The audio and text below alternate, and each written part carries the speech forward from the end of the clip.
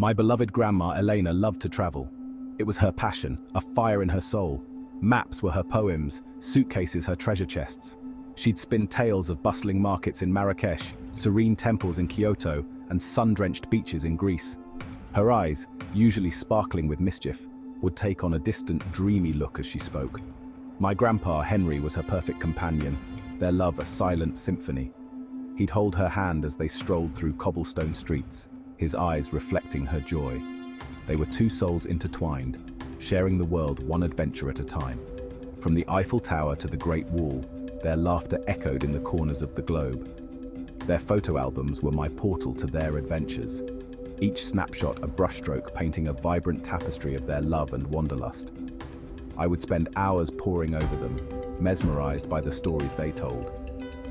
Little did I know, Grandma Elena harbored a shadow beneath the surface of their happiness, a chilling secret that would unravel in the twilight of their years. My grandma had a unique charisma, or a curse, others would say.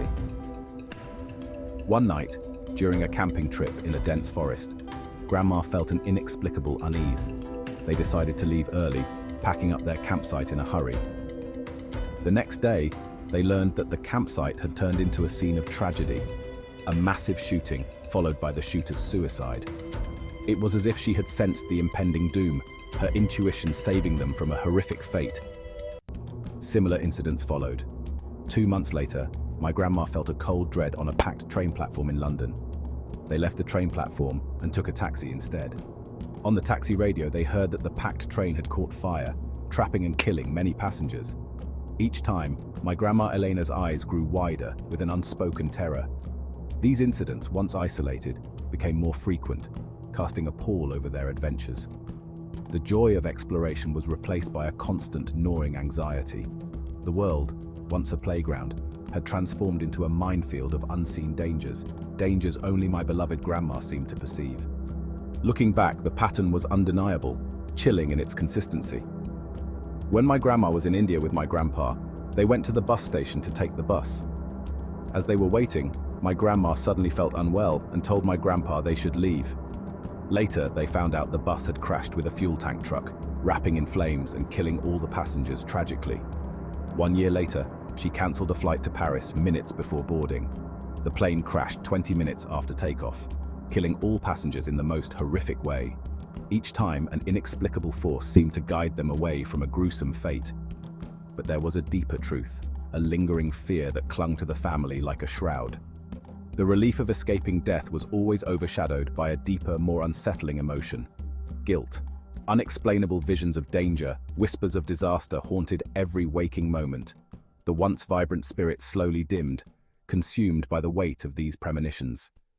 The world, once full of wonder, was now a source of constant fear, a stage for tragedies that felt inevitable. Another incident etched itself into the annals of our family's history, casting an even darker shadow over my grandmother's life. They were on a cruise ship to Greece, a journey meant to be a peaceful retreat. On their return, as they were about to embark on the ship, Grandma seemed worried and begged her husband to stay one more day before they leave. Her unease was palpable that night. She was restless, unable to sleep, her eyes filled with an inexplicable dread. The next day, the news struck like a thunderbolt. The cruise ship they were supposed to be on had sunk due to a mechanical failure that caused an explosion. Many passengers drowned, others survived, but were never the same. Once again, my grandma somehow evaded the tragedy at the last moment. No one knew how she was able to do that. A veil of mystery surrounded her presence. Some people who knew her and heard of her stories said it was a gift, while others said it was a curse, and were scared of her. One could see that through the years she had suffered from this, and she was already tired and exhausted of hiding. She wanted it to just finish. The burden of her premonitions grew heavier, the line between reality and the supernatural blurring in the eyes of those around her. Each escape from disaster came with a cost, a piece of her spirit chipped away by the relentless weight of foreknowledge. The community whispered, some in awe, others in fear, but all united by a sense of unease. Grandma's life was no longer her own. It was a tapestry of near misses and whispered secrets, a life lived in the shadow of what could have been and what she had narrowly avoided. The toll was evident. Once a beacon of energy, she was now a shadow of her former self. The spark in her eyes, once so bright, had dulled to a flicker. She aged rapidly, her once lustrous hair now streaked with grey, her face etched with worry lines. Grandma Elena was now 83 years old. Her husband had passed away, and she had 2 large dogs to keep her company and feel somehow protected. The world outside, once an invitation to adventure, was now a menacing presence, lurking just beyond the safety of her home. Their travels ceased, the suitcases tucked away in the attic, silent reminders of a life she could no longer lead. I tried for years to understand. I took her on short drives, walks in the park, anything to bring back the light in her eyes.